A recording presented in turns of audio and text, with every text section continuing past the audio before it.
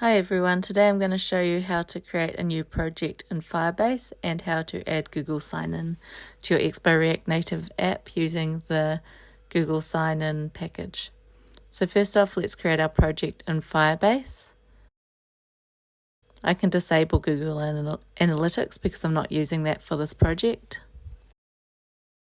And it's going to go ahead and create my project. So now my project has been created, so I can click continue. And it's going to take me into the project where I can add my iOS and Android apps. So I'm going to need to supply a bundle ID, and I can choose to supply the app nickname and also the App Store ID. So I add my bundle ID, which will align with what's in my app.json file.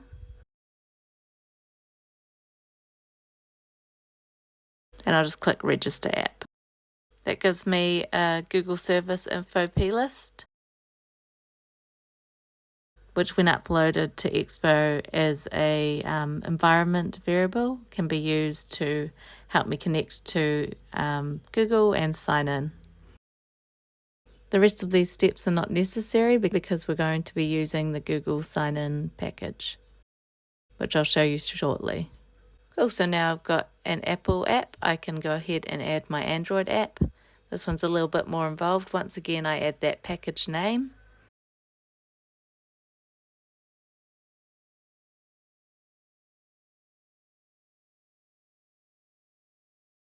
But this time I'm going to need to add a SHA-1 as well. So I'm going to go ahead and generate that.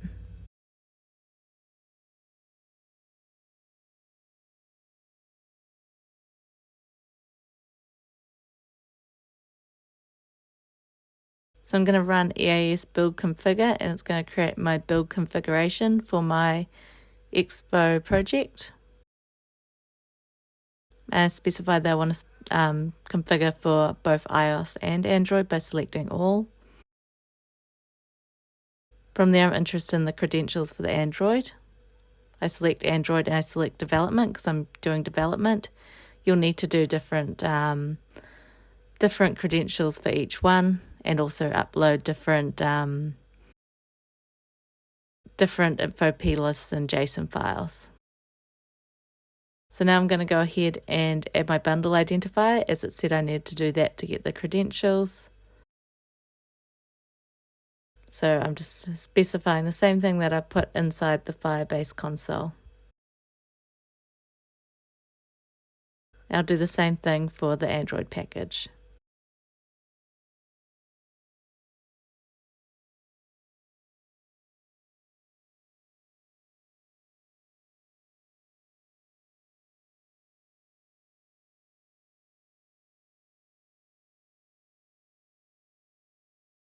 I'm also going to add in some config plugins that basically what it does, it allows me to specify values that are going to impact that Google-Signin package, so I can I don't need to eject from Expo to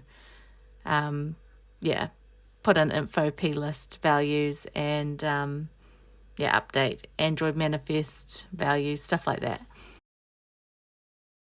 So now I'm going ahead and downloading that Google-Signin package so I can generate credentials, and I'll also install the Expo Dev client because that's how I'm going to run my application once I get that standalone app. So instead of opening it inside Go, it's going to open its own standalone app, and it's going to allow this to work without ejecting. So now I've got my credentials that I'm about to generate.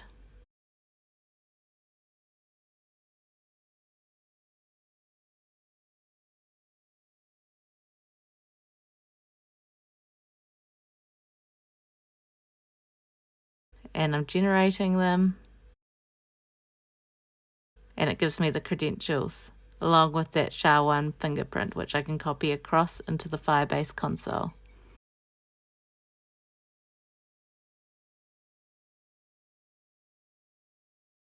I can then register the app and download that Google Services JSON that will also be uploaded as an environment variable to the EAS build, and so that I can use it securely to get like client IDs for my app.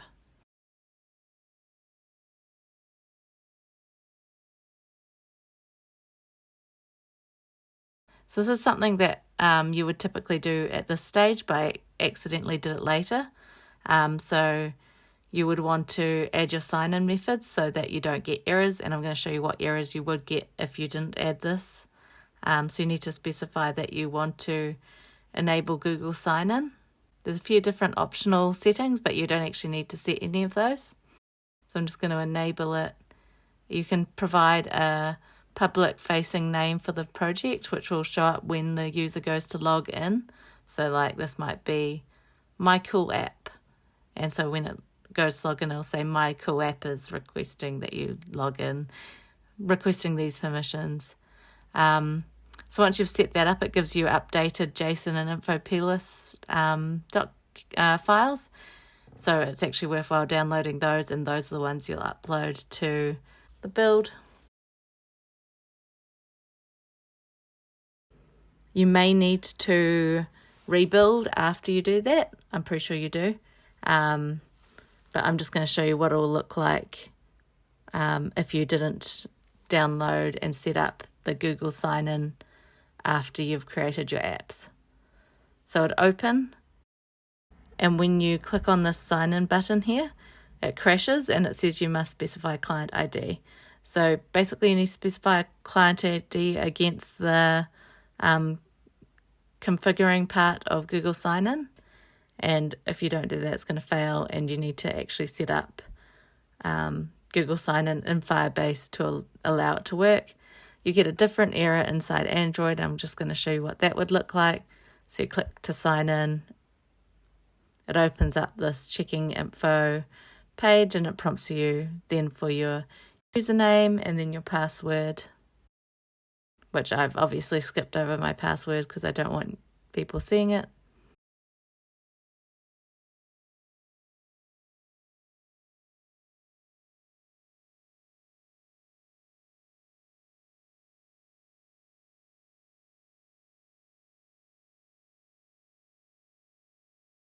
And then I hit my two-step verification prompt on my phone, and it's going to enable me to log in.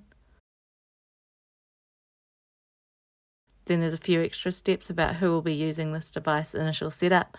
I think you wouldn't have to do this every time. It's just because I haven't logged into Google on this phone before. Then I can accept these terms. And you see it says sign-in action cancelled. I'm not exactly sure why it does that, if it's just an emulator issue, but the code is correct and lets you sign in. So you saw that I got developer error 10, and that basically meant that I hadn't set up my web client ID, which is needed to log in to Google and allow everything to work correctly. So now I'm just going to show you how to upload your Google Services JSON and infoplist to Expo using this EAS secret create CLI. So you're going to specify that you want it project scope and you want the name to be of a certain name. Then you specify that you want it to be of type file and where the file is located as the value.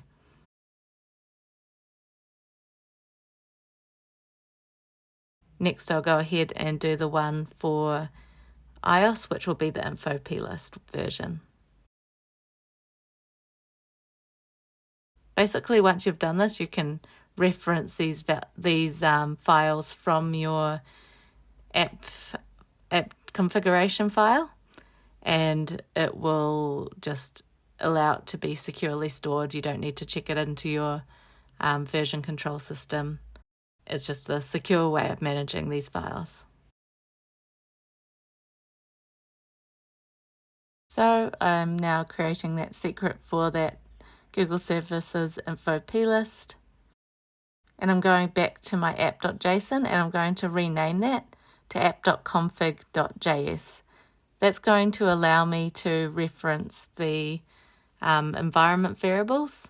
All I need to change is I'm going to need to go export default and then this object, and it's going to change it to an object so that I can reference the process's environment variables. So inside the auth section, you'll specify that the Google services file is of the environment variable, whatever you named it.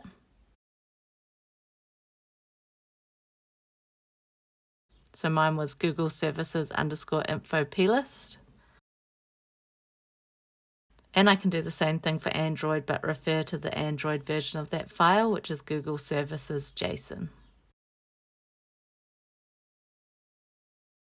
Now I head on over to my build configuration. I'm just going to set that I want the iOS simulator to be true.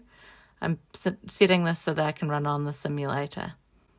And I'm about to generate my builds and they will just run on the web, so I don't need to have an iOS device if I wanted a Mac, if I wanted to build my iOS apps. But obviously to run on the simulator I do need a Mac. But it could help with building your production builds if you didn't have access to a device. So once that's started, I'll go ahead and upload the project files to EAS Build and start building those once your queue is free. And it also gives you a link that you can go to check on the build details, so what step it's at, and also to download the file that you can copy into your simulator or your emulator for Android. I can go ahead and generate another build for Android. So just specify that the platform I want to generate the build for is Android and the profile is development. Those will take a little while to complete. Once they're finished, I can go and download them. While I wait for those builds to generate, I can go ahead and write my code that I want to connect to the Google-Signin.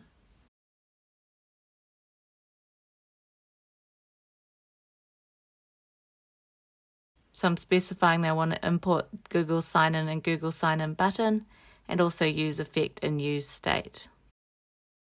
I'm going to use effect to configure Google-Signin, and that's just going to happen once. And I'm going to use state to hold the error if there is any, and also to hold any user info that comes back.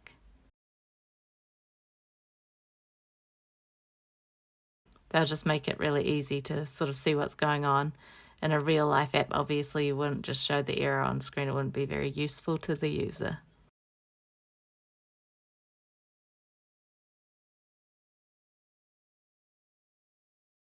So like I said, use effect is going to be called once when the app first loads up, because I'm going to specify that I don't want to have it rerun when on any dependencies. That's why I've added that empty array there as a parameter.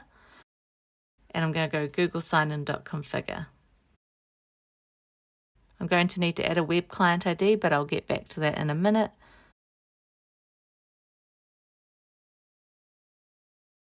I'm also going to add a function that's going to allow my users to sign in.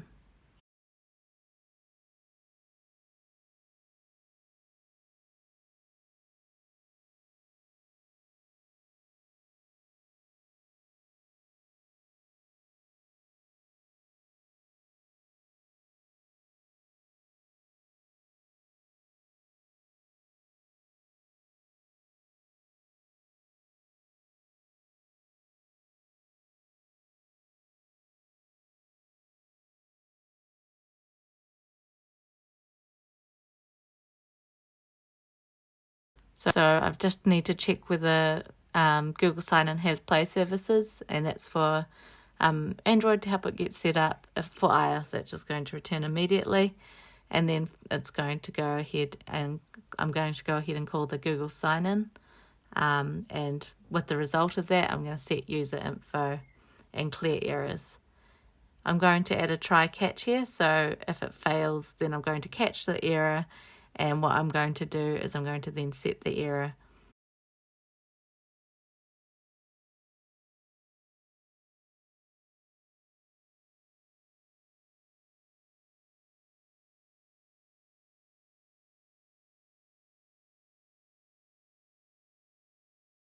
In a real app, you'd probably catch that error and maybe translate it into something more useful to the user, or maybe log it to your system so you can get alerted about errors and go and resolve those errors.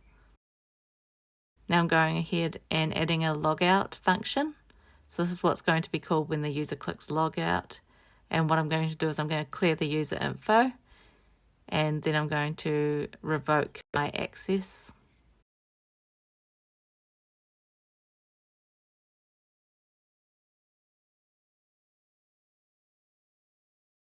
And then I'm going to sign out.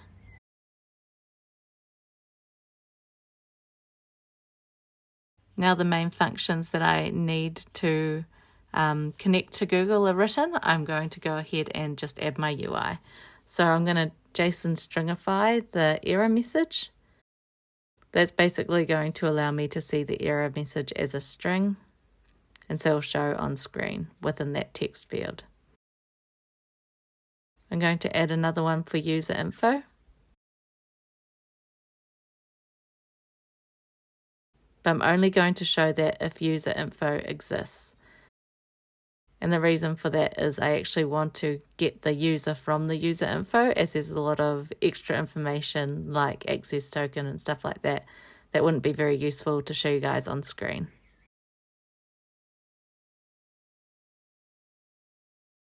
It's also worth noting when you're configuring, you can add scopes, and that will allow you to access various Google services if that's something you want to do. You might need to do some additional configuration around that. So yeah, it's worth looking into that. I've found a lot of people typically just like to offer it as a login service so that they don't need to handle that sort of thing. So now I've got a button that I'm adding. When there's user info, I want to allow the user the logout button. And if there's no user info set, then it means that they need to log in. So I'll add a Google-Signin button.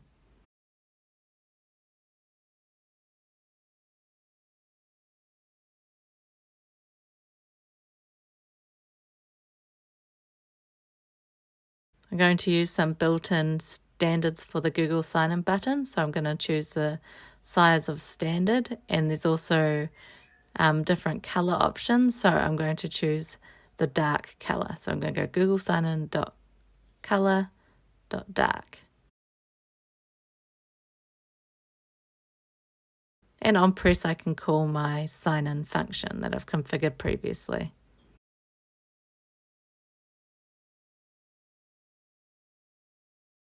So that's most of my code. The final thing I'm going to need is my client ID. That's the web client ID, and it'll have a client type of free, and you can get it from the Google Services JSON file that you downloaded after you configured authentication for your apps in your Firebase project console.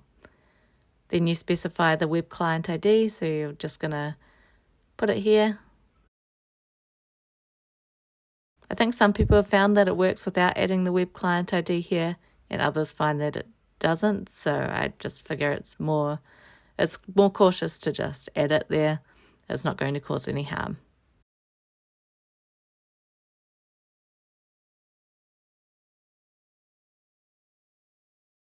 So I'm downloading my simulator build. I just drag it onto my iPhone, and it loads. So now I can go ahead and start my build.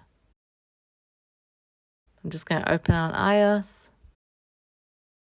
And the command to start it would be expo start --dev client, with dev and client separated by a space, hyphen, sorry. And it'll open up this Google login when I go to click on the Google-Signin. And I can go ahead and sign in, and you can see it prints out my user info on the screen, and a logout button is shown. So now I'm going to show the same thing for Android. And for some reason, my Android only seems to work once I've done a full restart of both the emulator and my operating system. I have no idea why that is, but hopefully other emulators work a bit better. But it seems to be just a bug that I generally experience. But once you click on that sign in, it's going to check your info, prompt you to enter your email or phone, Then it's going to take you through to a password page.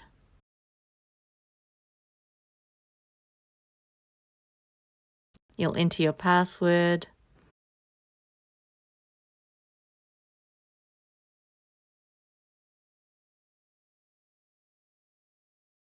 Because I've got two-step verification on, I need to answer the prompt on my device.